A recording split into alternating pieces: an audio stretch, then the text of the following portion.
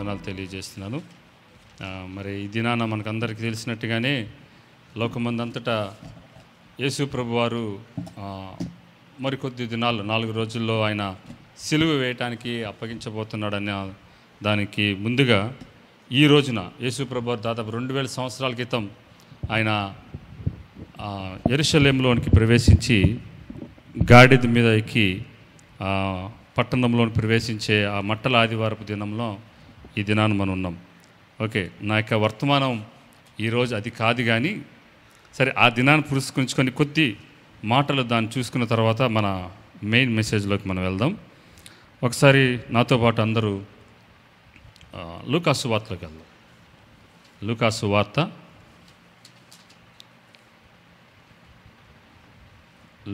వార్త 19వ అధ్యాయం 28 నుంచి.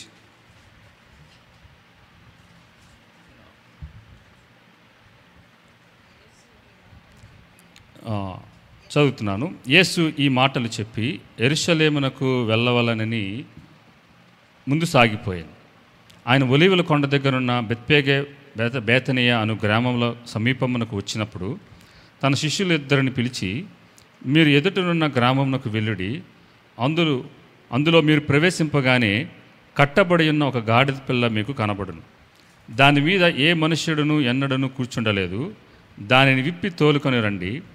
ఎవరైనాను మీరెందుకు దీనిని విప్పుచున్నారని మిమ్మల్ని అడిగిన ఎడల ఇది ప్రభువునకు కావలసి ఉన్నదని అతనితో చెప్పుడని చెప్పి వారిని పంపాను.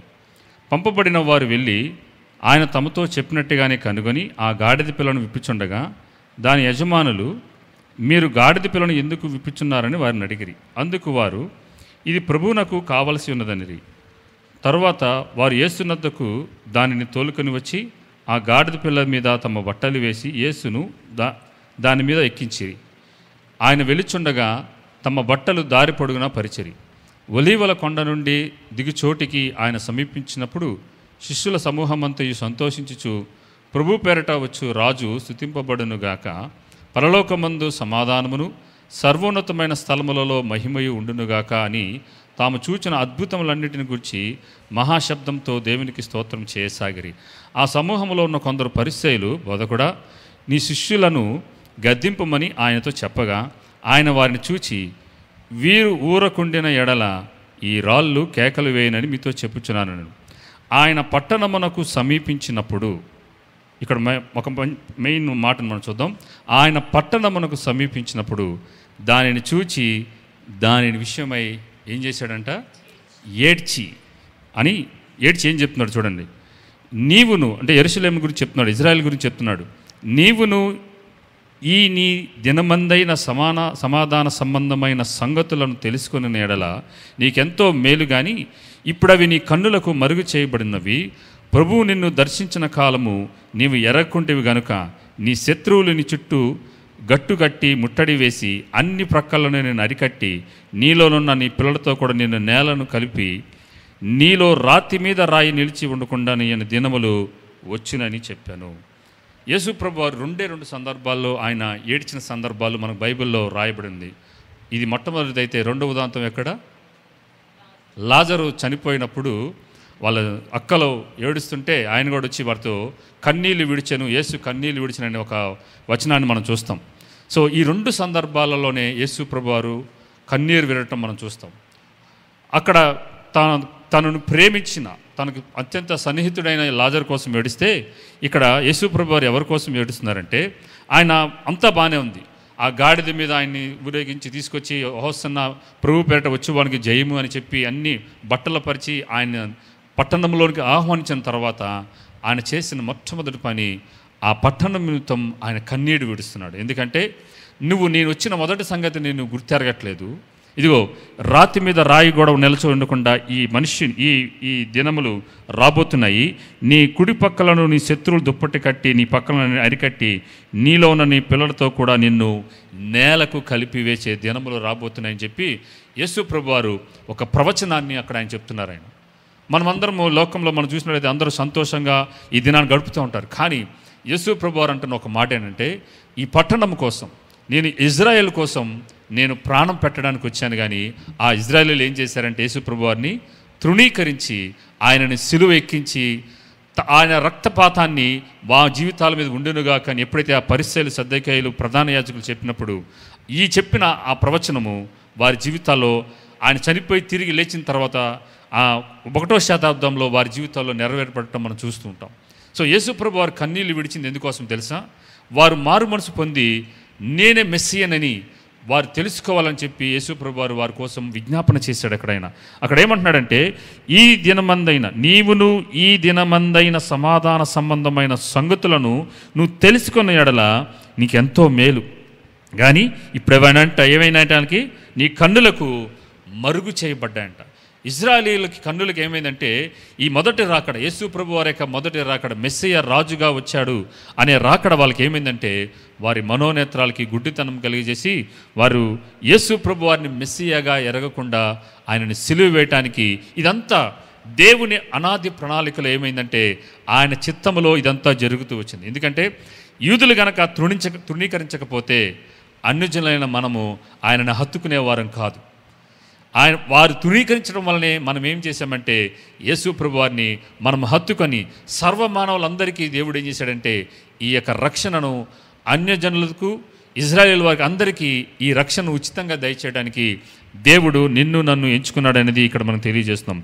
సో ఈ దినం నిజమే it is good to celebrate palm Sunday. మనము మట్టల ఆదివారం జరుపుకోవడం ఉత్తమమైనది, శ్రేష్టమైనది. కానీ మనము గ్రహించాల్సింది ఏంటంటే మన కోసం వచ్చిన ఈ మెస్సయ్యను గనక ఈ ఇజ్రాయేలీలు కూడా ఎలాగైతే ఆయనను విడిచిపెట్టి ఆయన వారి కోసం వచ్చాడన్న సంగతి గనక వారి మర్చిపోయినట్లయితే ఈ ప్రవచనము ఇజ్రాయేల్ జీవితంలో నెరవేర్చిన ఇదే ప్రవచనం ఖచ్చితంగా ఆయనను తృణీకరించి వచ్చిన మొదటి రాకడను అంగీకరించుకున్న వారి జీవితాల్లో కూడా ఇదే ప్రవచనం మరలా అన్యజనులైన మన జీవితంలో కూడా దేవుడు యేసు ప్రభువు వారు మనందరి జీవితంలో తీర్పు అనేది ఖచ్చితంగా ప్రతి ఒక్కరి మానవుల్లో కూడా జరగబోతున్నదని ఇది నిత్య సత్యంగా ఉన్నది. ఎందుకంటే యేసు ప్రభువు వారు ఇప్పటికీ ఆయన ప్రధాన యాజకుడిగా ఉండంట పరలోకంలోకి వెళ్ళి తండ్రి కుడిపార్శ్వమున ఆసీనుడై ఆయన మనందరి కోసం ఏం చేస్తున్నాడు? ఆయన విజ్ఞాపన చేస్తున్నాడు. విజ్ఞాపన చేసేవారికి మొట్టమొదటిగా వాళ్ళకు ఉండే గుణలక్షణం ఏంటంటే వారు కన్నీటి విత్తుతూ ప్రార్థన చేస్తూ ఉంటారు. ఆ భారంతో వారు ప్రార్థన చేస్తూ ఉంటారు. ఏదో పైన ప్రార్థన చేయరు. విజ్ఞాపన చేసేవారు వారి భారంతో నశించిపోతున్న వారి కోసం విజ్ఞాపన చేస్తూ కన్నీడు విత్తుతారు. నాకు తెలిసి నేను అనుకుంటున్నాను, ఒకవేళ ఇట్ మే బి మై అస్యూమ్షన్, నేను అనుకుంటున్నాను ఇప్పటికీ యేసు ప్రభువారు మనమందరం ఈ భూలోకంలో ఇంకనూ మారు మనసు పొందిన వారు నా మొదట రాకడను గ్రహించాలని ఇంకనూ ఆయన విజ్ఞాపన చేస్తున్నాడేమో, కన్నీళ్లు విత్తుతున్నాడేమో అనేది నాకు ఒక భావన ఉన్నది. సో ఈ ఉదయకాలం ముందు ఈ మట్టల ఆదివారం జరుపుకుంటున్న మన కుటుంబాల్లో మన బిడ్డలు కూడా ఎవరైనా మన బంధువుల్లో కానీ ఎవరైనా రక్షణ పొందని వారు ఎవరైనా ఉండలితే వారికి వెళ్ళి చెప్పండి, యేసు ప్రభువారు ఆయన మెస్సియాగా రక్షకుడిగా సర్వలోకానికి రక్షణ ఇవ్వడానికి వచ్చిన్నాడు. ఈ మొదటి రాకను మీరు అంగీకరించండి అని చెప్పి వారి కోసం విజ్ఞాపన చేద్దాం. యేసు ప్రభువారులే అలాగే వారి కోసం వారికి వెళ్ళి సువార్తను ప్రకటించవలసిన భారము బాధ్యత నా మీద ఉన్నదని గ్రహించవలసిందిగా ప్రభు పేట మీకు మనం చేస్తున్నాను. ఆమేన్. దేవుడు ఈ మాటలను దీవించునుగాక. మనము ప్రతి వారం మనము ధ్యానం చేసినట్టుగానే ఈ రోమిలకు రాసిన పత్రిక ధ్యానంలోనికి మనం వెళ్దాం. మనము 8వ అధ్యాయం ధ్యానంలోకి వెళ్తున్నాము. రోమిలకు రాసిన పత్రిక 8వ అధ్యాయము ఈ దిన వాక్య ధ్యానాన్నిలోకి వెళ్దాం. దయచేసి అందరూ మీ బైబిల్ని రోమిలకు రాసిన పత్రిక 8వ అధ్యాయంలోకి వద్దాం. 8వ అధ్యాయంలోకి వెళ్ళడానికి ముందు ఒక మాట మీతో చెప్పాలని ఆశపడుతున్నాను. ఏంటంటే గడిచిన వారంలో మనం ఏం చూసామంటే 6-7 అధ్యాయాలలో మనం గ్రహించింది ఏంటి అంటే 6వ అధ్యాయంలో మనమందరము పాపానికి దాసులంగా ఉన్నామని చూసాము. 7వ అధ్యాయంలో మనమందరము ధర్మశాస్త్రానికి మనం చనిపోయిన వారంగాను దానికి దాసులుగా ఉన్న మనల్ని ఆ రెండింటికి చనిపోయి తిరిగి లేపబడి క్రీస్తునందు ఉచితమైన ఆయన మహాకృపను బట్టి మనము లేపబడి మనము క్రీస్తుకి దాసులుగా మనం జీవిస్తున్నామనేది 6-7 అధ్యాయాలు మనం చూసాం. ఇప్పుడు 8వ వచనంలోనికి వెళ్ళటానికి మునుపు మీకు ఒక స్టేట్మెంట్ చేయాలని ఆశపడుతున్నాను. ఏంటంటే మీ చేతుల్లో ఉన్న బైబిల్ ఇది కేవలం మనము ఒక మోటివేషనల్ కోట్స్ పెట్టుకోవడానికి లేదంటే ఒక మంచి క్యూట్ కోట్స్ని మనం పెట్టుకోవడానికి దేవుడు ఈ బైబిల్ని మన చేతిలో పెట్టలేదు. దేవుడు మన చేతిలో పెట్టిన ఈ బైబిల్ దేనికోసం అంటే మనము మన జీవితాలను సరిచేసుకొని మనము క్రీస్తును పోలిన జీవితాన్ని జీవించటానికి, ఆయనకి ఇష్టమైన జీవితాన్ని జీవించుకోవటానికి, మనలో ఉన్న లోటుపాట్లను సరిచేసుకోవడానికి దేవుడు ఈ బైబిల్ మన చేతిలో పెట్టాడు. మనము వాట్సాప్ స్టేటస్లు పెట్టడం మంచిదే, కానీ పెట్టిన స్టేటస్కి తగ్గట్టుగా మన స్టేటస్ లేదనుకోండి, మనం ఖచ్చితంగా తీర్పులోనికి వెళ్తాం, వేషధారణం వల్ల అవుతాం. ఏదైతే మనము వాక్యాన్ని మన స్టేటస్లో పెట్టుకోవడానికి మాత్రమే వాక్యాన్ని మనం వాడుకుంటున్నట్లయితే, ఆ ఇచ్చిన వాక్యం మన జీవితంలో మన చేతుల్లో ఉన్న ఈ వాక్యాన్ని నన్ను నేను సరిచేసుకోవడానికి కనుక దీన్ని వాడుకోపోయినట్లయితే ఖచ్చితంగా మనము అబద్ధంలో ఉన్నట్టే, మనము వేషధారణలో ఉన్నట్టే, తీర్పు అనేది మన వాకిటి ఎదుటే ఉన్నట్టే అనేది మీరు గ్రహించవలసిందిగా ప్రభుపేట మీకు మనం చేస్తున్నాను. ఓకే, 8వ అధ్యాయం మనం చదువుకుందాం. 8వ అధ్యాయం మొదటి వచనం చూద్దాం. ఇక్కడ ఏమంటున్నాడంటే, మొట్టమొదటిగా కాబట్టి అన్నాడు. కాబట్టి అన్నప్పుడు మనము చాలాసార్లు ఆగాల్సిందే. కాబట్టి అని అన్నప్పుడు మీకు కాబట్టి అని మనం ఎప్పుడు అంటాం?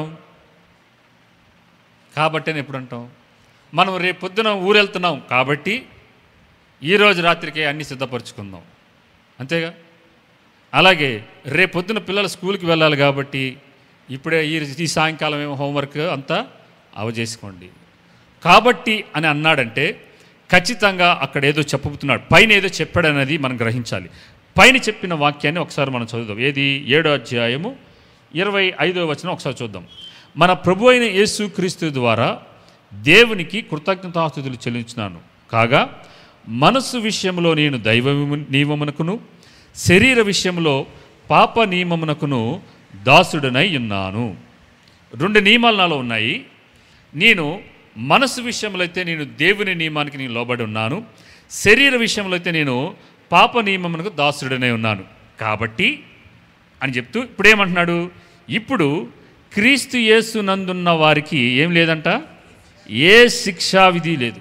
ఇప్పుడు ప్రశ్న ఏంటంటే, మనలో ఎంతమంది క్రీస్తు నందు ఉన్నాము? ఈ ఆజ్ఞ, ఈ యొక్క ఆశీర్వాదం, ఈ యొక్క మన జీవితంలో ఉన్న ఉన్నతమైన శ్రేష్టమైన ఆశీర్వాదం ఎవరి కోసమంటే క్రీస్తు నందు ఉన్నవారికి మాత్రమే, లేని వారికి లేదు. కాబట్టి శరీర నియమము దైవ నియమము నాలో పనిచేస్తున్నాయి. ఈ 2 ఉన్నప్పటికీ కూడా నేను క్రీస్తు నందు ఉన్నట్లయితే నాకు ఏమి లేదంట, ఏ శిక్షా విధి లేదు. ఇప్పుడు క్రీస్తు నందు అనే దానికి అర్థం ఇంకో ఇంగ్లీష్లో ఏమని రాసిందంటే, ఆయనతో ఐక్యపరచబడిన వారికి, ఆయనతో మమేకమైపోయిన వారికి, ఆయనతో కలిసిపోయిన వారికి ఏ శిక్షా విధి లేదు అనేది స్పష్టంగా పౌలు భక్తుడు చెప్తున్నాడు. అదేంటి మరి? ఇప్పుడు నాలో ఒక శరీర నియమం పనిచేస్తుంది, పాపపు నియమం పనిచేస్తుంది, అలాగే ఒక దైవ నియమం నాలో ఉంది. ఇప్పుడు ఈ 2 మనుషుల్లో ఏమి జరుగుతుందంటే ఒక పోరాటం జరుగుతూ ఉంటుంది. తెలుసా మీకు? జాయిస్ మేరీ అనే ఒక దైవజనరాలు ఏమని రాసిందంటే, ఒక పుస్తకం రాసింది ఆవిడ, మైండ్ ఈజ్ బ్యాటిల్ ఫీల్డ్. మన మనసే ఒక రణరంగం, మన మనసే ఒక రణరంగం అంట. మన మనసులో ఈ యుద్ధ రంగంలో, రణరంగంలో ఏం జరుగుతూ ఉంటుందంటే ఒక పోరాటం అనేది జరుగుతూ ఉంటుంది. దేనికి పోరాటం జరుగుతూ ఉంటుంది? మనస్సుకి, లేదంటే శరీరానికి, ఆత్మ నియమానికి, ఆత్మ పురుషుడికి ఏం జరుగుతూ ఉంటుందంటే ఈ పోరాటం అనేది జరుగుతూ ఉంటుంది. మరి ఆయుధాలు ఏంటి? మన ఆలోచనలు, మన మాటలు, మన తలంపులు. ఈ ఆలోచనలతోనే, ఈ తలంపులతోనే, ఈ మాటలతోనే ఏం జరుగుతూ ఉంటుందంటే యుద్ధం అనేది జరుగుతూ ఉంటుంది మైండ్లో. ఇది చెయ్యాలా వద్దా, అక్కడికి వెళ్ళాలా వద్దా. ఇప్పుడు మన జీవితంలో ఈ 2 నియమాలు, ఇది ఇక్కడ పౌలు భక్తుడు ఎవరితో మాట్లాడుతున్నాడంటే క్రీస్తు వారిని అంగీకరించి, తమ జీవితాలను స్వరక్షకునిగా అంగీకరించి రక్షకునిగా కలిగిన సంఘములో ఉన్న క్రైస్తవులకి రాసిన పత్రిక ఇది. వారికి రాస్తున్నాడు. మన శరీరంలో 2 నియమాలు పనిచేస్తున్నాయి. ఒకటి దైవ నియమము. అంటే దైవ నియమం అంటే ఏంటంటే, మనమందరం ఎవరైతే యేసు ప్రభు వారిని స్వరక్షకునిగా అంగీకరించిన మనమందరము ఆయన కృప ద్వారా మనము కేవలం విశ్వసించడం ద్వారా మనమందరము రక్షణ పొందాం. మనం కృప ద్వారా మాత్రమే, విశ్వాసం వలన మనమందరం రక్షణ పొందాం. ఇది దైవ నియమం. మన నీతి క్రియలను బట్టి కాదు. ఇప్పుడు పాప నియమం అనేది ఏంటయ్యా అంటే, ఈ పాప నియమం ఏం చేస్తుందంటే మనలో ఉన్న శరీరేచ్ఛలను, శరీర కార్యములను, ఈ లోక విషయాలన్నిటి మీద ఉంచి, ఆ లోక సంబంధమైన పాపపు విషయాల మీద మనసుంచి వాటి కోరికలు నెరవేర్చుకోవడానికి ఈ శరీర నియమం అనేది, పాపపు నియమం అనేది మన జీవితాల్లో ఆత్మ పురుషునితో, ఆత్మ నియమంతో, దైవ నియమంతో ఇది ఎప్పుడు ఏం చేస్తూ ఉంటుంది?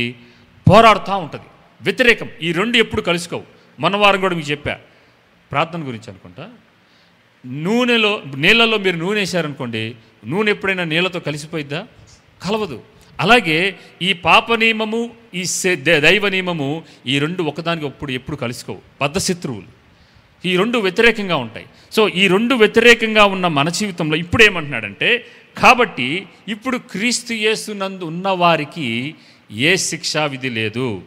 మీరు ఒకవేళ ఆ పాపపు నియమంతో మీరు పోరాడుతున్నట్లయితే, ఒకవేళ ఒక తలంపు వచ్చింది, మీరు ఇప్పుడు దైవ నియమానికి మీరు లోబడినట్లయితే, దేవుని ఆత్మ కనుక మీరు లోబడినట్లయితే, ఇప్పుడు మీరు ఏం చేస్తారు? ఆ శరీర నియమానికితో మీరు పోరాటం చేస్తారు మనసులో. ఇప్పుడు ఎలా పోరాటం చేస్తారు? ఇప్పుడు మనకు ఒక తలంపు వచ్చింది అనుకుందాం. ఉదాహరణకి ఒక పాపపు ఆలోచన లేదా ఒక మాట మాట్లాడమనుకుందాం. ఇప్పుడు ఈ మాట్లాడిన మాటకి వెంటనే మనం దైవ నియమానికి లోబడుతూ, ప్రభువా నా జీవితంలో మీరు ప్రభువుగా ఉన్నారు, నా జీవితానికి సురక్షకునిగా ఉన్నారు, ఈ దైవ నియమానికి నేను లోబడుతున్నాను, ఈ దయచేసి ఈ అబద్ధం చెప్పిన లేదంటే ఫలానా మాట్లాడిన దాన్ని బట్టి నన్ను క్షమించమని చెప్పి ఏం చేస్తామంటే మనము వెనువెంటనే ప్రభువుకి మనం లోబడతాం, క్షమించమని మన ప్రాయశ్చిత్త పడతాం. సో ఇది దైవ నియమానికి లోబడటం అంటే. అలా కాకుండా మనం రక్షణ పొందలేదు అనుకుందాం, మారు మనసు పొందలేదు, పలానా వ్యక్తిని దూషించాం లేదు కొట్టాం, ఇప్పుడు మనకి ఏమైనా పశ్చాత్తాపం అనేది ఉంటుందా? ఉండదు. కొట్టాడు, వాడు తప్పు చేశాడు కూడా కొట్టాను బాయ్ అని అనుకొని ఏం చేస్తాం? మనం ముందుకే పక్కెళ్ళిపోతాం. అలా కాకుండా రక్షణ పొందిన వ్యక్తులు, మారు మనసు పొందిన వ్యక్తులుగా మనలో దైవ నియమం మనలో ఉన్నప్పుడు ఏం చేస్తామంటే, ఆ వ్యక్తి పట్ల మనం సానుభూతి, మనము పశ్చాత్తాపడి అవసరత వెళ్ళి ఆ వ్యక్తితోనే మనం ఏం చేస్తాం? మనము రిపెంట్ అవుతాం, నన్ను క్షమించమని అడుగుతాం. ఇది దైవ నియమానికి లోబడటం అంటే. మనం ఇప్పుడు చూద్దాం. ఇప్పుడు మొదటి వచనంలో మనం రాయబడినట్లుగా క్రీస్తు యేసునందున్న వారికి ఏ శిక్షా విధి లేదు. సో మనము క్రీస్తు యేసునందు ఉన్నామని లేదని ఒకసారి మనము పరిశీలన చేసుకోవాలి. ఎందుకంటే ఈ యొక్క నియమము ఎవరైతే క్రీస్తునందు ఉన్నవారికి మాత్రమే ఇది చెందుతుంది. ఇప్పుడు క్రీస్తులో ఐక్యం అవడం వల్ల మనం ఏం జరుగుతుందంటే, దేవుని ఆత్మ మనలో నివసించడం వల్ల మనం ఏం చేస్తామంటే ఆధ్యాత్మిక సంబంధమైన విషయాల మీదే మనము మనసును అధికంగా ఉంచుతూ ఉంటాం. అవునా కాదా? మనము దేవునిలో క్రీస్తులో ఉన్నప్పుడు, అలాగే దేవుని ఆత్మ మనలో నివసిస్తున్నప్పుడు ఏం చేస్తామంటే ఆయన ఆత్మ సంబంధమైన విషయాల మీద, ఆధ్యాత్మిక దైవభక్తి మీద మనం ఏం చేస్తామంటే అధికమైన ఆసక్తిని, అధికమైన ఆలోచన విధానాన్ని ఉంచి ఏం చేస్తామంటే మనం ముందుకు వెళ్తాం. అలా కాకుండా మనం ఎప్పుడైతే ఈ ఆధ్యాత్మిక జీవితం మీద దేవుని ఆత్మచేత మనం నలుపబడుతున్నప్పుడు మనం ఏం చేస్తామంటే తీర్పు నుంచి మనం విడుదల పొందుతాం. రెండోది పాపంపై మనం జయాన్ని పొందుకుంటాం.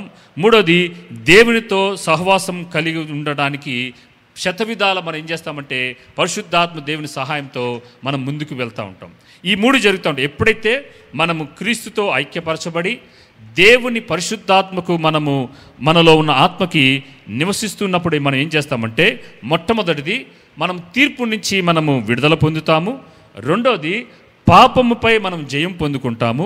మూడోది దేవునితో సహవాసం కలిగి జీవిస్తామనడానికి ఇవి రుజువుగా ఉంటుంది. ఈ రెండు మనం కలిగి ఉన్నప్పుడు ఒకసారి యోహాను సువార్త 3వ అధ్యాయము 18-19 వచనాలు చూద్దాం. ఒకసారి యోహాను సువార్త 3వ అధ్యాయం చదవండి బ్రదర్. ఆయన యందు విశ్వాసముంచు వారికి తీర్పు తీర్చబడదు. విశ్వసింపని వాడు ఉంచలేదు గనుక ఇంతకు మునిపే తీర్పు తీర్చబడను. ఆ తీర్పు ఇదే, తమ క్రియలు చెడ్డవైనందున మనుషులు వెలుగును ప్రేమింపక చీకటినే ప్రేమించారు. చాలు బ్రదర్. సో ఇప్పుడు మనము దేవుని యొద్దకు వచ్చినట్లయితే, దేవునిని కనుక మనం కలిగి ఉన్నట్లయితే మనలో ఏముంటుందంట? వెలుగు అనేది ఉంటుంది. మనం ఏం చేస్తామంటే ఈ వెలుగును కలిగిన వారమై చీకటిని ప్రేమించక వెలుగును ప్రేమిస్తున్నట్లయితే వెలుగు సంబంధమైన క్రియలే మనం చేస్తాం. చీకటి సంబంధమైన క్రియలే చేస్తారు. సో ఆత్మ సంబంధమైన మనసు కలిగినప్పుడు ఏం చేస్తామంటే దైవ నియమానికి కనుక మనం లోబడుతున్నట్లయితే దేవుని సంబంధమైన విషయాల మీదే మనం మనసు ఉంచుతాం. అలా కాకుండా పాపపు నియమానికి కనుక మన మనసును ఏళ్తుందనుకోండి, పాప సంబంధమైన విషయాల మీదే అధిక ఆలోచన, అధిక క్రియలు చేయటానికి అదే తలంపులతో మనం ఏం చేస్తామంటే నడిపించబడుతూ ముందుకు వెళ్తూ ఉంటారు. సో ఇప్పుడు మనం నిత్యత్వంలో మనకి ఇవ్వబడిన మరి ఎన్నటికీ మనకి ఇవ్వబడిన ఒక స్థితి ఏంటంటే క్రీస్తు యేసునందున్న వారికి శిక్ష అనేది లేదు. ఇంకా మనకి శిక్ష అనేది లేదు. ఇంకా ఎవరు యేసు ప్రభు వారిని తమ స్వరక్షకునిగా అంగీకరించి వారి దేవునితో ఐక్యమై యేసు ప్రభు వారితో ఐక్యమైన జీవితాన్ని జీవిస్తూ వారిలో పరిశుద్ధాత్మ దేవుడు నివసించడానికి యోగ్యమైన జీవన విధానాన్ని ప్రతిరోజు వారు జీవిస్తున్న వారికి ఏమవుతుందంటే యేసు ప్రభు వారు నందు ఉన్నారు కాబట్టి, యేసుతో ఐక్యపరచబడ్డారు కాబట్టి వారికి ఇంకా శిక్ష అనేది ఉండదు. ఏ శిక్ష? ఇది పాపమును గూర్చిన శిక్ష. పాపమును గూర్చిన శిక్ష అనేది మన జీవితంలో ఉండదు. కానీ ఇప్పుడు ఇంకోటి ఏం చెప్తున్నాడంటే ఇదే అధ్యాయంలో రోమిలకు రాసిన పత్రిక ఈ 8వ అధ్యాయం 39వ వచనంలో చూడండి. మొదటిది మనకి శిక్ష లేదు, రెండోది ఏం లేదు అంటే 8వ అధ్యాయం 39వ వచనం చూడండి ఒకసారి. 39వ వచనం చివరి వచనం. మరణమైనను జీవమైనను దేవదూతలైనను ప్రధానులైనను ఉన్నవి అయినను రాబోనవైనను అధికారులైనను ఎత్తైనను లోతైనను సృష్టింపబడిన మరి ఏదైనను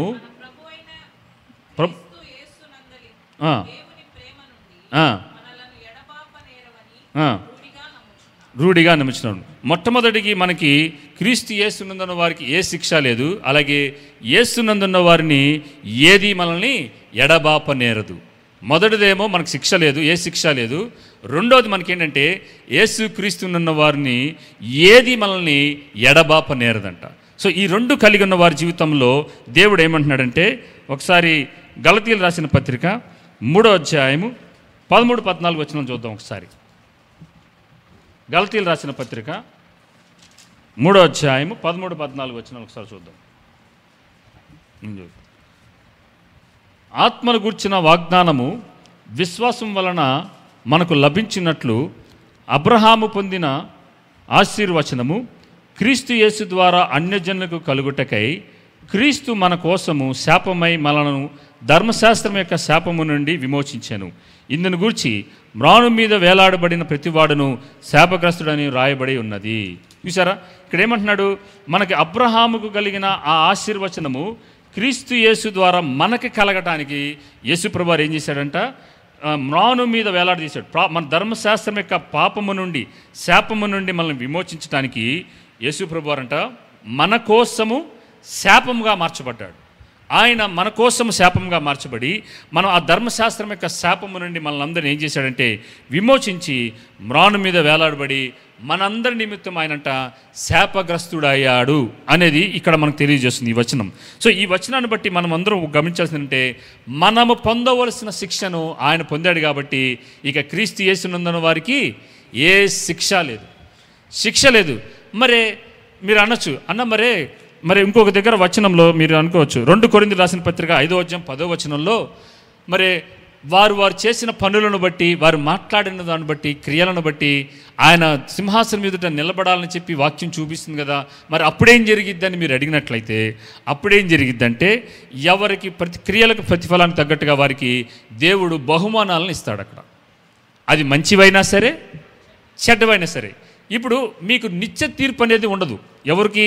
యేసు క్రీస్తునందున్న వారికి, యేసు ప్రభు వారిని తమ స్వరక్షకునిగా అంగీకరించిన వారికి నిత్య తీర్పు నుంచి మనం తప్పించబడతాం, పాపపు యొక్క శిక్ష నుంచి మనం తప్పించబడతాం. కానీ ఈ దేవుణ్ణి తెలుసుకున్న తర్వాత కూడా చేసిన క్రియలను బట్టి మన స్వతహాగా మనం స్వనిర్ణయంతో మనం స్వకీయ దురాశలతో చేసిన పనులను క్రియలను బట్టి మనము దేవుని సింహాసనం మీద నిలబడినప్పుడు వారి క్రియలను బట్టి దేవుడు ఏం చేస్తాడంటే మనకి బహుమానాలని సిద్ధపరుస్తారు. అది మంచి చేసిన వారికి మంచి బహుమానాలు, చెడు చేసిన వారికి దాని తగ్గట్టుగా బహుమానాలన్నింటినీ ఆయన సిద్ధపరుస్తూ ఉన్నాడు. సో ఇక్కడ మనం గ్రహించాల్సింది అంటే దేవుడు ఎవరి క్రియలకు తగ్గట్టుగా ఆయన బహుమానాలని సిద్ధపరుస్తున్నాడు.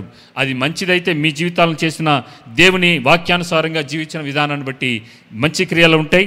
అలాగే దేవుని వాక్యానికి వ్యతిరేకంగా మీరు జీవించినట్లయితే మన జీవితాల్లో వాటి యొక్క ప్రతిఫలాన్ని మనం బహుమానాలుగా పొందుకుంటాం. సో కాబట్టి రివార్డ్ అనేది ఖచ్చితంగా అందరికీ ఉంటుంది. కానీ మనం చేసిన దాన్ని బట్టి వ్యత్యాసం ఉంటుంది అనేది మీరు గ్రహించవలసిందిగా ప్రభు పేట మీకు మనం చేస్తున్నాను. ఒకసారి 1 యోహాను పత్రిక 2వ అధ్యాయం 3 నుంచి 6 వరకు వచనాలు చూద్దాం. 1 యోహాను పత్రిక 3వ అధ్యాయం 2వ అధ్యాయం 3 నుంచి 6 వరకు ఉన్న వచనాలు. మరియు మనం ఆయన ఆజ్ఞలను గైకొనిన ఎడల దీని వలననే ఆయనను ఎరిగి ఉన్నామని తెలుసుకుందాము. ఆయన ఎరుగున్నామని చెప్పుకొనుచు ఆయన ఆజ్ఞలను గైకొనని వాడు అబద్ధికుడు, వానిలో సత్యము లేదు. ఆయన వాక్యము వానిలో దేవుని ప్రేమ నిజముగా పరిపూర్ణమాయను. ఆయన యందు నిలుచున్నవాడనని చెప్పుకొనివాడు ఆయన ఎలాగు నడుచుకొనెనో అలాగే తానును నడుచుకొనబద్ధుడై ఉన్నాడు. మనము ఆయన యందు ఉన్నామని దీని వలన తెలుసుకున్నాము. సో మనము ఆయన యందు ఉన్నాము అనడానికి ఏంటంటే ప్రూఫ్, ఆయన ఎలాగైతే నడుచుకున్నాడో మనము కూడా అలాగునే నడుచుకుంటేనే అదే ప్రూఫ్ మనము ఆయన యందు ఉన్నామనడానికి. ఇప్పుడు క్రీస్తు యేసు నందున్న వారికి ఏ శిక్షా విధి లేదు. ఇప్పుడు ఆయన యందు ఉన్నామనడానికి ప్రూఫ్ ఏంటి? ఆయనలాగా నడుచుకోవటమే. ఆయన వలె మనము పాపరహితంగా ఈ లోకంలో జీవించడానికి ఆయన కృపను, పరిశుద్ధాత్మ దేవుని సహాయమును దేవుడు మనకి అన్ని వేళలా దయచేస్తాడు. ఈ 8వ అధ్యాయం మనం చూస్తుంది ఏంటంటే 6-7 వచనాల్లో దేని కింద దాస్యత్వంలో ఉన్నామో దాని నుంచి విడిపించబడిన మనము ఇప్పుడు ఈ 8వ అధ్యాయంలో ఏం రాస్తున్నాడంటే, నూతన సృష్టిగా తయారు చేయబడిన మీరు, క్రీస్తు యేసునందున్న మీకు పరిశుద్ధాత్ముడు అనే ఒక సహాయకుడిని మీకు ఇచ్చాడు. మొట్టమొదటి చూడండి, దేవుడు చూడండి మన మానవులైన మన జీవితంలో, అల్పులమైన మన జీవితంలో ఎంతటి ఉన్నతమైన క్రియలు చేస్తున్నాడంటే, మనం పాపపు స్థితిలో ఉండి నశించిపోతుంటే తన ప్రియకుమారుని పంపించాడు. సిలువలో మరణింప చేసి మీరు కేవలం నా పాపముల కోసం యేసు ప్రభు వారు చనిపోయారని విశ్వసిస్తే చాలు, మీ నోటితో ఒప్పుకొని కృప వలన మనమందరం ఏమవుతున్నాం? రక్షించబడుతున్నాం. ఇప్పుడు రక్షణ పొంది నేను దేవునికి చేరేంత వరకు, ఆ పరలోకం చేరేంత వరకు, లేదంటే నా మరణ పర్యాంతం వరకు ఈ పరిశుద్ధమైన యేసు ప్రభువారు ఎలాగైతే జీవించారో అటువంటి జీవితాన్ని జీవించడానికి ఇప్పుడు మొదటేమో రక్షకుడిగా యేసు ప్రభువారిని పంపించారు. ఇప్పుడు మనకి సహాయకుడుగా, మనకు అన్ని వేళలా మనకు ఆదరణకర్తగా ఉండడానికి ఎవరిని పంపించాడు? పరిశుద్ధాత్మ దేవుడు. ఇప్పుడు ఎక్కడున్నాడు ఆయన? భూమి మీద ఉన్నాడు, మన మధ్యలో ఉన్నాడు, మనలో ఉన్నాడు, మనతో కూడా ఉండి ఏం చేస్తున్నాడు? ఆయన సహాయం చేస్తున్నాడు నీకు నాకు. దేనికోసం సహాయం చేస్తున్నాడు ఆయన? యేసు ప్రభువారు ఎలాగైతే జీవించారో అటువంటి జీవితం జీవించడానికి మనం మానవులుగా పాపపు నైజం మనల్ని అన్ని వేళ ఆ అయస్కాంతంలాగా మనల్ని ఆకర్షిస్తూ ఉంటుందని తెలుసు. మనలో 2 నియమాలు పనిచేస్తున్నాయని ఆయనకి తెలుసు. దైవ నియమము, పాపపు నియమం మనలో పనిచేస్తుందని తెలిసి దేవుడు ఏం చేశాడంటే, ఆయన మనలో తన ఆత్మ నుంచి ఈ పరిశుద్ధ ఆత్మ ఏం చేస్తూ ఉంటాడంటే, పరిశుద్ధమైన జీవితాన్ని జీవించడానికి అన్ని వేళలా అటువంటి తలంపులను మనకి కలగజేస్తూ ఉంటాడు, అటువైపు నడిపిస్తూ ఉంటాడు. యేసు ప్రభువారు ఎలాగైతే జీవించారో అలాగూ జీవించడానికి ఈ పరిశుద్ధాత్మ దేవుడు ఏం చేస్తాడంటే అన్ని వేళలా ఆయన మనకి సహాయం చేస్తాడు. అందుకనే చూడండి, మీరు రక్షణ పొందిన తర్వాత ఒక వ్యక్తిని ఒక మాట అన్నప్పుడు మీలో నుంచి ఒక అలారం బయటకు వస్తూ ఉంటుంది. అలా నా మాట అన్నావు, వెళ్ళి ఆ వ్యక్తితో పశ్చాత్తాపడు, ఆ బిడ్డని క్షమించమని చెప్పి మనలో ఉన్న పరిశుద్ధాత్మ దేవుడు మనల్ని పరిశుద్ధపరచడానికి ఇప్పుడు యేసు రక్తం ఏం చేసిందంటే మనల్ని ఒక్కసారిగా అన్ని జీవితాలకు మరణ పర్యాంతం వరకు మనల్ని ఏం చేశాడంటే నీతిమంతులుగా చేశాడు. మనమందరము ఎవరైతే యేసు ప్రభువారిని రక్షకుడిగా అంగీకరించామో మనమందరము నీతిమంతులుగా తీర్చిపడ్డాం. కానీ పరిశుద్ధతలోనికి పాలుభాగస్తులు అవడానికి పరిశుద్ధాత్మ దేవుడు ఏం చేస్తున్నాడంటే దినదినము మనల్ని ఏం చేస్తున్నాడంటే ఆయన స్వరూపంలోనికి మనల్ని మలుచుకుంటూ వస్తున్నాడు. ఇది ఒకరోజుతో అయ్యేది కాదు. నేను రక్షణ పొందిన తర్వాత ఇప్పటి వరకు నేను ఒక పాపం కూడా చేయలేదన్న చేతులు పైకి ఎత్తండి. అసలు ఒక అబద్ధం కూడా ఆడలేదు, ఏం చేయలేదన్నారు చేతులు ఎత్తండి. ఎవరు ఎత్తలేం, నాతో సహా ఎత్తలేం. ఎందుకంటే మనము నీతిమంతులుగా తీర్చబడ్డాం. కానీ పరిశుద్ధతలోనికి వెళ్ళటానికి మనలో ఉన్న మన దైవ నియమానికి వ్యతిరేకంగా పనిచేస్తున్న ఒక శరీర నియమం అనేది ఒకటి ఉంది. దీనిని మనం జయించాలంటే పరిశుద్ధాత్మ దేవునికి అధికంగా మనం లోబడుతున్నప్పుడు, ఈ వాక్యాన్ని అనుసారంగా జీవించడానికి మనల్ని మనం ఒప్పుకుంటున్నప్పుడు ఏమవుతుందంటే ఆ శరీర పురుషుడు ఏమవుతూ ఉంటాడంటే వాడు చిన్నగా అవుతూ ఉంటాడు. ఆత్మ పురుషుడు మరింత బలపరచబడుతూ క్రీస్తు స్వరూపంలోనికి, ఆయన ఎలాగైతే ఈ భూమి మీద ఉన్నప్పుడు ఎలాగైతే జీవించాడో అలాగూ జీవించడానికి ఈ వాక్యము, పరిశుద్ధాత్మ దేవుడు ఈ రెండు మనకి సహాయం చేస్తూ ఉంటారు. ఆమేన్. ఇప్పుడు మీరు ప్రతి ఆదివారం వచ్చి మీరు ఇక్కడ కూర్చుంటున్నారు కదా, మీకు ఏం జరుగుతుందో తెలుసా? మీ మనసుల్లో, మీ ఆత్మలో పరిశుద్ధపరచబడడం అనేది జరుగుతుంది. నేను ఇక్కడ వాక్యం చెప్పినప్పుడు మీ జీవితంలో ఉన్న లోటుపాట్లు మీరు సరి చేసుకుంటుంటే మీలో ఏమవుతుందంటే క్రీస్తును పోలిన జీవితానికి మీరు ఎప్పుడైతే ఆ వాక్యం మిమ్మల్ని సరి చేయడానికి మీరు ఎప్పుడైతే అవకాశం ఇస్తూ ఉంటారో మీరు దేవుని పోలికలోనికి మీరు మలచబడుతున్నారు. అలా కాకుండా సరి చేసుకోవడానికి అవకాశం ఇవ్వలేదనుకోండి, విన్న వాక్యం ఈ చెవిలో నుంచి ఇట్లా వెళ్ళిపోయింది అనుకోండి, మీరు క్రీస్తుని పోలిన జీవితానికి అవకాశం ఇవ్వకుండా శరీర పురుషుడు మరింత బలపరచడానికి మీరు అవకాశం ఇచ్చే ఛాన్స్ ఉన్నదని ఒక్కసారి మీరు గ్రహించుకోండి. సో ఇప్పుడు మనము క్రీస్తు యేసునందున్న వారికి ఏ శిక్ష విధి లేదు. మళ్ళా చెప్తున్నాను, మీరు క్రీస్తులో ఉన్నట్లయితే మీరు అటువంటి దైవ నియమానికి లోబడుతున్న వారిగా ఉండండి. దేవుడు మీలో ఉన్నట్లయితే యేసు ప్రభువారు ఎలాగైతే జీవించారో భూమి మీద ఉన్నప్పుడు అలాగున జీవించేలాగున మీ మనస్సును, మీ ఆలోచనలు, మీ హృదయ తలంపులని అటువైపుగా మీరు నడిపించవలసిందిగా ప్రభుపేట మీకు మనం చేస్తున్నాను. ఓకే, మన 2వ వచనంలోకి వెళ్దాం. మరలా రోమీయులకు రాసిన పత్రిక 8వ అధ్యాయం 2వ వచనంలోకి వద్దాం. ఒక్క నిమిషం, నేను వస్తున్నాను అక్కడికి.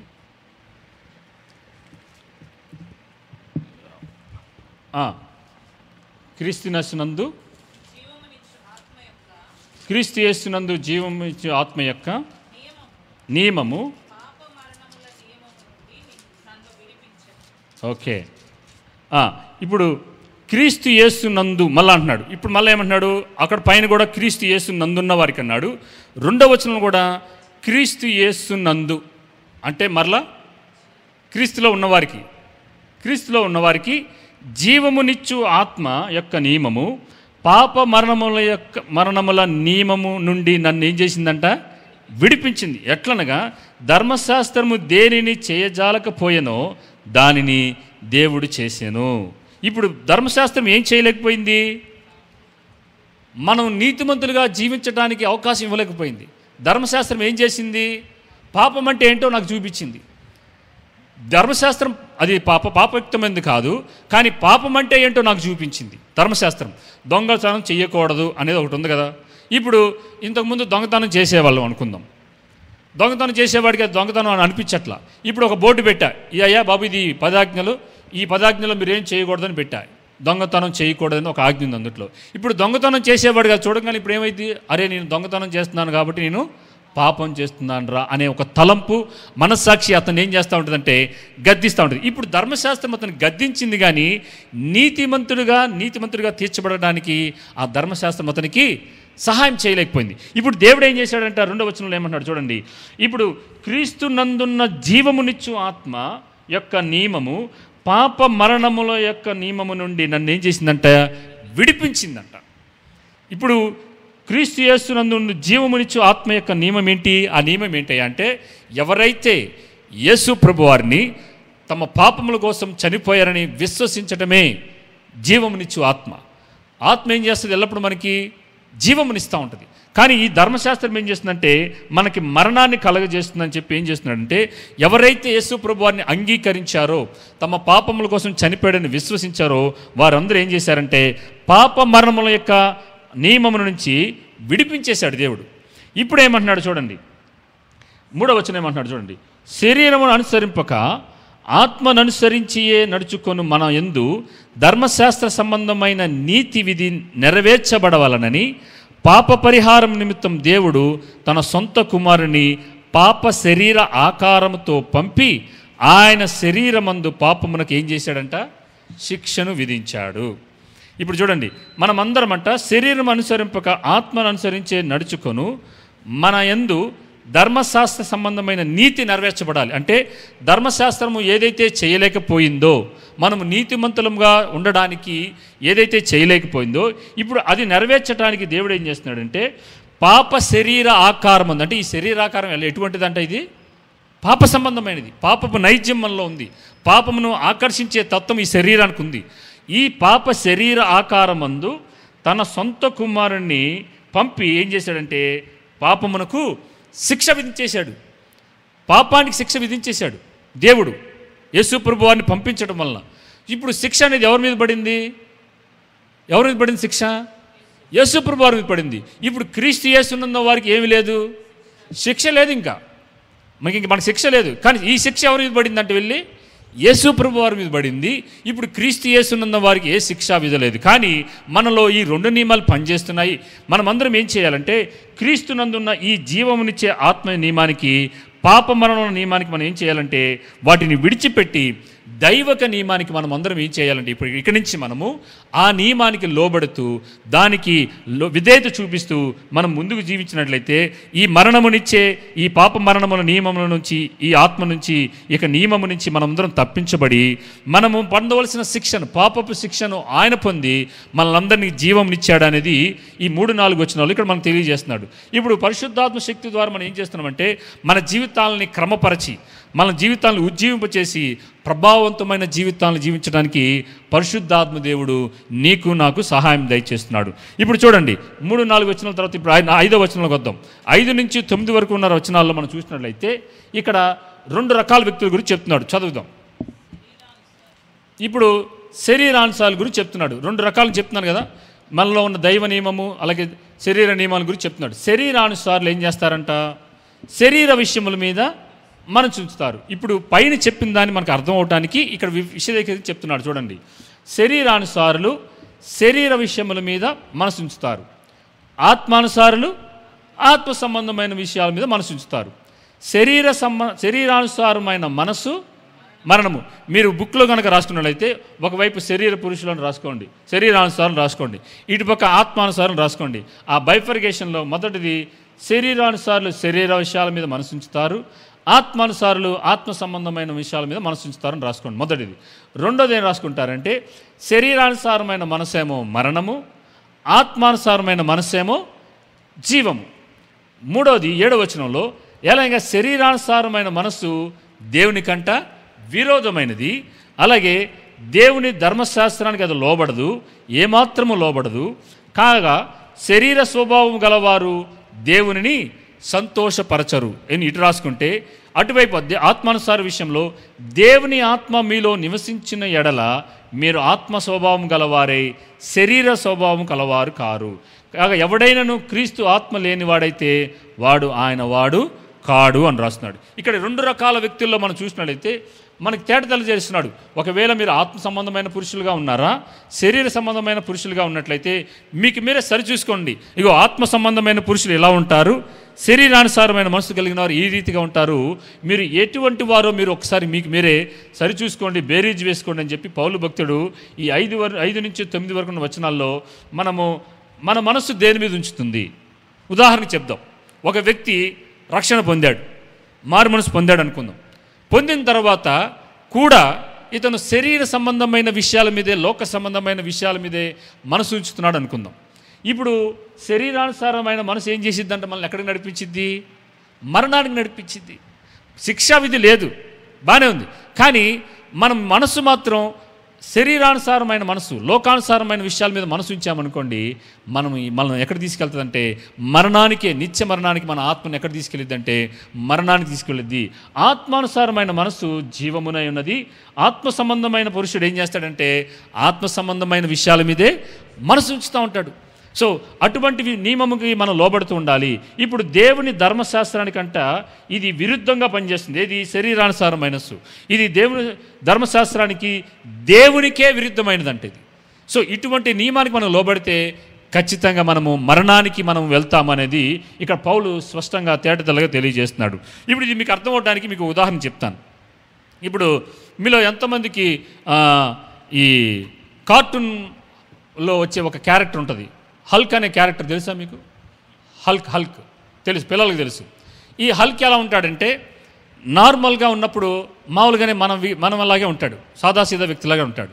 కానీ అతనికి కోపం వచ్చినప్పుడు, అతనికి విరుద్ధంగా ఏదైనా క్రియలు చేసినప్పుడు ఏమవుతాడు? వెంటనే వాడు బాగా పెద్ద ఆజానుబాహుడైపోయి బట్టలు కూడా బాగా చినిగిపోయి పెద్ద కండలు గల వ్యక్తిగా బాగా ఉగ్రరూపంతో వాడు ఏం చేస్తాడంటే కోపోద్రికుడు అయిపోతూ ఉంటాడు. అర్థమైందా మీకు? తెలుసా? చూసే ఉంటారు, పిల్లలతో పాటు మీరు ఈ కార్టూన్ చూసే ఉంటారు. సో అలాగే ఆత్మ సంబంధం పురుషుడు కాని వ్యక్తి కూడా ఏం చేస్తాడంటే శరీరానుసారమైన మనసు కలిగిన వ్యక్తి ఇట్లాగే అయిపోతూ ఉంటాడు అనమాట. వెంటనే వాక్యానికి లోబడిన వ్యక్తి, వాక్యానికి విరుద్ధంగా జీవించే వ్యక్తి ఏం చేస్తారంటే అతనిలో శరీర సంబంధమైన మనస్సు పనిచేస్తుంది కాబట్టి ఏం చేస్తాడంటే అప్పటి వరకు బాగానే ఉన్నాడు, కానీ ఏమవుతాడు వెంటనే పెద్దగా అయిపోయి దేవుని వాక్యానికి విరుద్ధమైన క్రియలు, సంఘానికి సమాజానికి చేటు కలిగించే క్రియలు చేస్తూ ఉంటాడు. కానీ మనం యేసు ప్రభువు వారు అయితే ఎలా ప్రతిస్పందించారు? ఆయనకి ఒక శోధన వచ్చింది. ఆయన 40 దినాలు ఉపవాస ప్రార్థన చేశాడు. చేసి ఇప్పుడు ఆత్మచేతే, పరిశుద్ధాత్మచేతే అరణ్యములోని కొనుపోబడి ఇప్పుడు అపవాది చేత శోధింపబడుతున్నారు. ఇప్పుడు ఈయనలో ఒక ఆత్మ నియమం కూడా ఉంది, ఈయన దైవ కుమారుడిగా ఉన్నాడు. ఇప్పుడు శరీర నియమానికి లోబడాలా, ఆత్మ నియమానికి లోబడాలని ఇప్పుడు యేసు ప్రభువు వారి ముందున్న ఒక ఛాయిస్. ఏం చేశాడు ఆయన? శరీర నియమానికి లోబడ్డా, ఆత్మ నియమానికి లోబడ్డా? ఆత్మ నియమానికే లోబడ్డాడు ఆయన. అందుకనే ఆత్మ నియమానికి ఆత్మచేత నడిపించబడేవారు ఏం చేస్తారంటే దేవుని వాక్యాన్ని వారి హృదయంలో కలిగి ఉండాలి. శోధన అనేది వచ్చింది, ఒక పాపం చేయడానికి ఒక అవకాశం వచ్చింది. యేసు ప్రభువు వారు అంతటికే ఆయనకే ఒక అవకాశం వచ్చింది. ఇప్పుడు ఆయన ఏం చేశాడు? ఆత్మచేత శరీర క్రియలని, శరీర కోరికలను ఆయన ఏం చేశాడంటే వాక్యంతో ఆయన తిప్పికొట్టాడు. సో శరీర సంబంధమైన విషయాల మీద మనసు ఉంచుతారు, ఆత్మ సంబంధమైన విషయం కలిగిన వారు ఆత్మ సంబంధమైన విషయాల మీద మనసు ఉంచుతారు. కాబట్టి ఆత్మచేత శరీర క్రియల్ని నాశనం చేస్తారు అనేది ఇక్కడ యేసు ప్రభువు వారి జీవితాన్ని చూసి మనం నేర్చుకోవచ్చు. సో ఇది యేసు ప్రభువు వారి జీవితంలో ఎలాగైతే ఆయన శోధింపబడి ఆయన పాపం చేయలేదంట, మన వలనే శోధింపబడి కూడా పాపం చేయలేదు. ప్రియులను ఒకటి గుర్తుపెట్టుకోనండి, మనము చేయలేని దాన్ని దేవుడు మనం చేయమని ఎప్పుడు చెప్పడు. మనము చేయలేని దాన్ని మీరు చేయాల్సిందే అని ఎప్పుడు మనం దేవుడు రుద్దడు. మనం చేయగలిగిందే ఆయన చేసి చూపించాడు. మన ఎదుట యేసు ప్రభువు వారు ఈ లోకంలోకి ఎందుకు వచ్చాడు తెలుసా? రక్షించడానికి వచ్చాడు, పాప విమోచనగా వచ్చాడు. అది మొదటి ఎత్తు అయితే, రెండోది ఏంటంటే ఈ లోకములో శరీరమును లాగుతున్న ఈ లోకములో, శరీరేచ్ఛలతో కూడిన ఈ లోకములో ఒక పరిశుద్ధమైన పవిత్రమైన జీవితాన్ని జీవించగలిగిన ఒక మాదిరి అయిన జీవితాన్ని యేసు ప్రభువారు ఆయన మనలాగే శరీర ఆకారంలో, పాప శరీర ఆకారంలో జన్మించి ఆత్మచేత నడిపించబడిన వ్యక్తి ఎలాగా పాప నియమానికి లోబడకుండా ఉండగలిగిన పరిశుద్ధమైన జీవితాన్ని జీవించవచ్చు అనేది యేసు ప్రభువారు మనకు జీవితం, ఒక మాదిరికరమైన జీవితాన్ని జీవించి వెళ్ళారు ప్రియులారా. ఆమేన్. సో అందుకనే మనకు మాదిరి ఎవరు? యేసు ప్రభువారే. అందుకని ఇందాక మన యోహాను పత్రికలో మనం చదివినట్టుగా ఆయన ఎలాగైతే ఈ లోకంలో జీవించాడో మనమును అలాగున జీవించాలనేదే ఉద్దేశంతోనే క్రీస్తు స్వరూపంలోకి మనమందరం ఏమవుతున్నామంటే స్వరూపంలోకి మనం మలచబడుతున్నాం. ఇది ఒక్కరోజు అవ్వదు, దినదినము ఆత్మకు లోబడే కొలది, పరిశుద్ధాత్మ స్వరానికి మనం లోబడే కొలది ఏమవుతూ ఉంటామంటే ఆ యొక్క స్వరూపంలోకి మనమందరము మలచబడుతూ ఉంటామనేది ఇక్కడ రాస్తున్నాడు. సో ఒక వ్యక్తి అంట ఆలోచించే విధానం అతని జీవిత విధానంపై ఎంతో ప్రభావితం చూపిస్తుంటుందంట. ఒక వ్యక్తి ఎట్టి రీతిగా ఆలోచిస్తూ ఉంటాడో అతని జీవితంపై ఆ ఆలోచన విధానం ఎంతో ప్రభావితం చేస్తుంది. చూడండి ఒకసారి ఆ సామెతల గ్రంథం 23వ అధ్యాయం 7వ వచనంలో రాయబడి ఉంటుంది. అక్కడ సామెతల గ్రంథం 23వ అధ్యాయం 7వ వచనం, తెలుగులో కొంచెం వ్యత్యాసంగా ఉంటుంది. As the man thinketh in his heart so is he అంటుంది. అంటే ఒక మనుషుడు తాను మనసులో ఏదైతే అనుకుంటాడో అదే అతని నిజమైన వ్యక్తిత్వం అనే రీతిగా ఆ బైబిల్లో, ఇంగ్లీష్ బైబిల్లో ఉంటుంది. తెలుగులో వేరేలాగా ఉంటుంది. తెలుగులో ఎలా ఉంది ఒకసారి చదువుతారా? తన ఆంతర్యంలో లెక్కలు చూసుకునేవాడని ఉంది.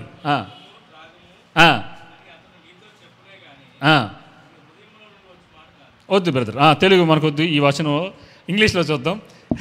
తెలుగులో చాలా పూర్తిగా వ్యత్యాసంగా ఉంది. As the man thinketh in his heart so is he. అంటే ఒక మనుష్యుడు తన అంతర్యములో ఏదైతే అనుకుంటాడో అదే అతని నిజమైన వ్యక్తిత్వం.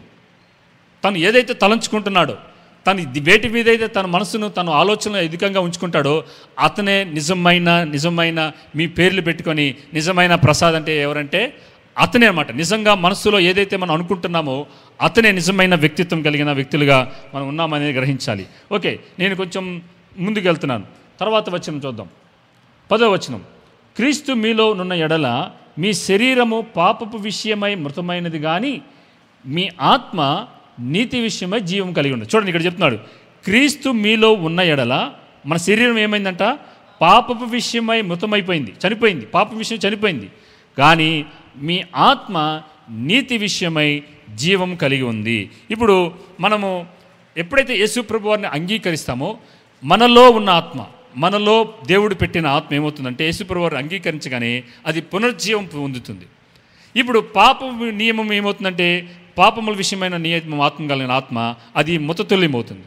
ఈ రెండు మనలో పనిచేస్తున్నాయి కాబట్టి 11వ వచనంలో ఏమంటున్నాడు చూడండి, మృతులలో నుండి యేసును లేపిన వాని ఆత్మ మీలో నివసించిన ఎడల మృతులలో నుండి క్రీస్తు యేసును లేపిన వాడు చావునకు లోనైన మీ శరీరమును కూడా మీలో నివసించున్న తన ఆత్మ ద్వారా జీవింపచేయును.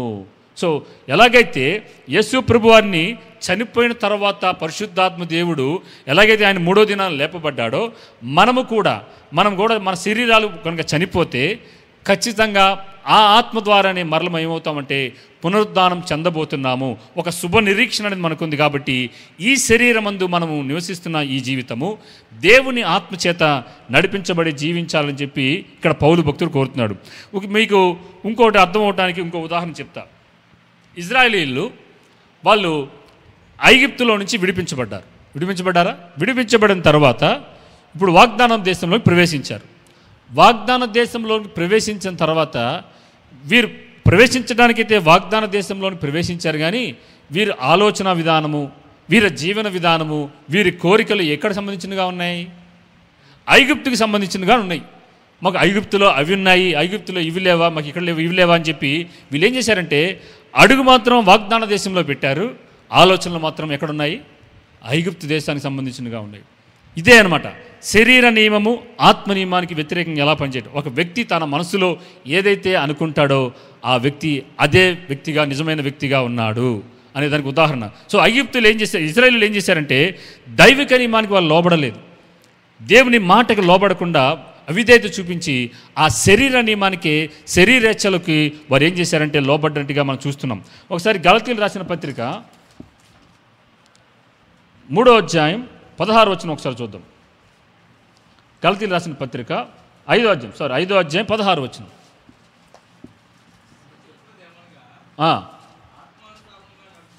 ఆత్మానుసారంగా నడుచుకున్నది, అప్పుడు మీరు శరీరేచ్ఛలు నెరవేర్చరు.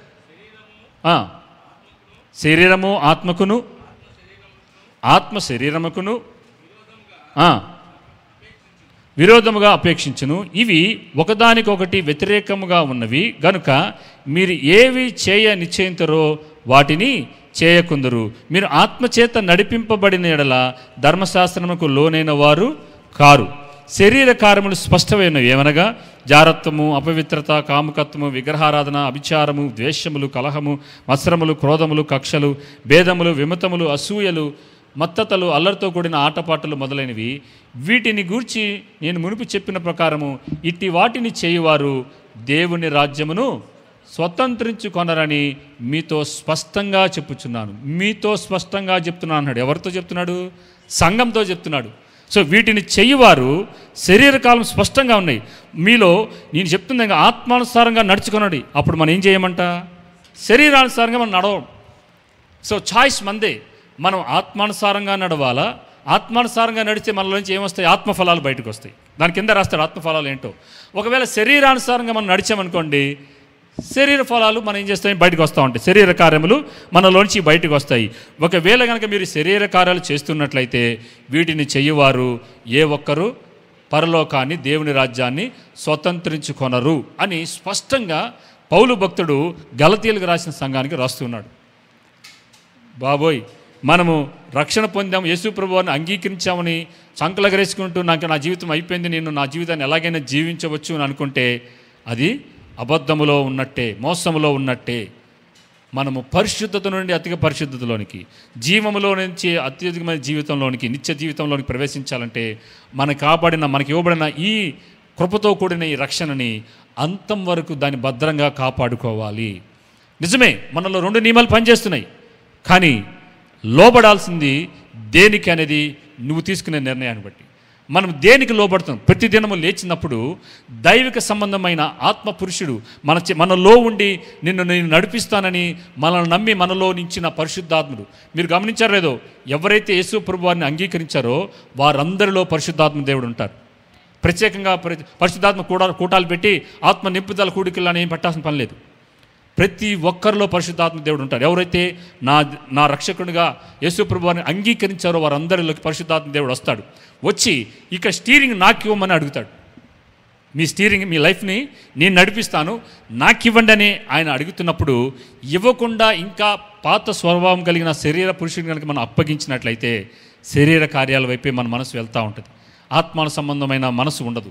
శరీర సంబంధమైన మనసు ఏం చేస్తూ ఉంటుందంటే, ఇగో ఇందాక చదవబడిన లిస్ట్ అంతట్లో మన వైపు మనం ఏదో ఒకటి చేస్తూ ఉంటాం. సో మరణానికి దారితీస్తుంది. మనము నిజంలోంచి నిత్య మరణంలోనికి వెళ్తూ ఉంటాం.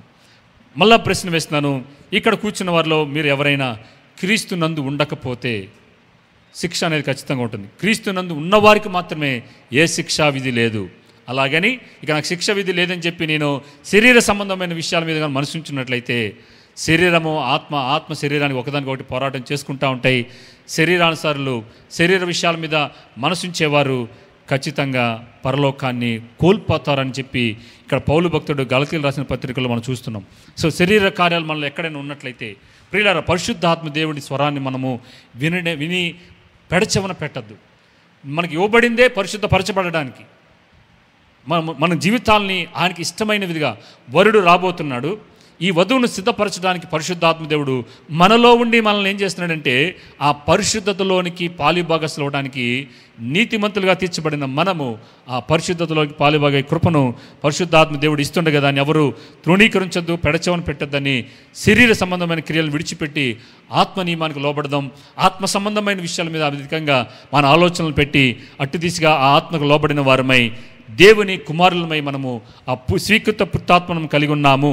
సో ఇప్పుడు పరిశుద్ధాత్మ దేవుని సహాయం మనం కోరుకుంటూ ఈ శరీర నియమాలని పరిత్యజించి వాటిని పెడచెవిని పెట్టి మనం ఆత్మ నియమానికి లోబడేవారిగా ఉండాలని దేవుడు మనం కోరుకుంటున్నాడు. కాబట్టి మనందరము ఒకంత తలలు వంచినట్లయితే మనం కళ్ళు మూసుకొని మనం ప్రార్థనలోకి వెళ్దాం.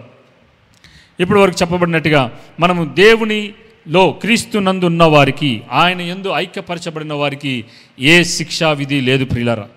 కాబట్టి మనలో దైవిక నియమం ఉంది, దైవ నియమం ఉంది, శరీర నియమం ఉంది. ఈ రెండు నియమాల్లో మనము దేనికి లోబడుతున్నాము?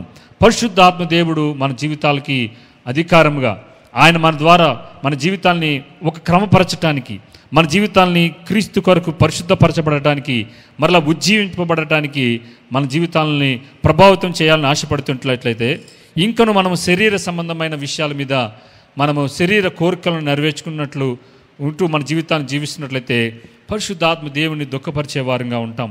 ఆయన ఆత్మను ఆర్పివేసే వారంగా ఉంటాం. ఆయన ఎంత పరిశుద్ధాత్మ దేవుడు, ఎంత జెంటిల్ దేవుడు అంటే, ఎంత మృదుత్వం కలిగిన వాడంటే మన ప్రమేయం లేకుండా మన జీవితంలో ఆయన ఏది చేయడు. నిర్ణయం మందే, తుది నిర్ణయం మందే. దేనికి లోబడాలనేది మనం ఎవరికి మనము మన జీవితాన్ని ఏలటానికి అవకాశం ఇస్తామో దానికి మనం దాసులమైపోతాం. గడిచిన వారం కూడా చూసాం మనం. సో మనం దేనికి మన జీవితాన్ని ఏలటానికి అవకాశం ఇస్తామో అది మనల్ని ఏలటం ప్రారంభిస్తుంది. అది మంచి అయినా చెడైనా, అది స్వభావం కలిగిన పురుషుడైనా, లేదా ఆత్మానుసారమైన మనసు అయినా, అది శరీరానుసారమైన మనసు అయినా సరే, అది మన జీవితాన్ని ఏలటం ప్రారంభిస్తుంది. ఈ రెండు ఒకదానికి ఒకటి విరోధంగా పనిచేస్తున్నాయి.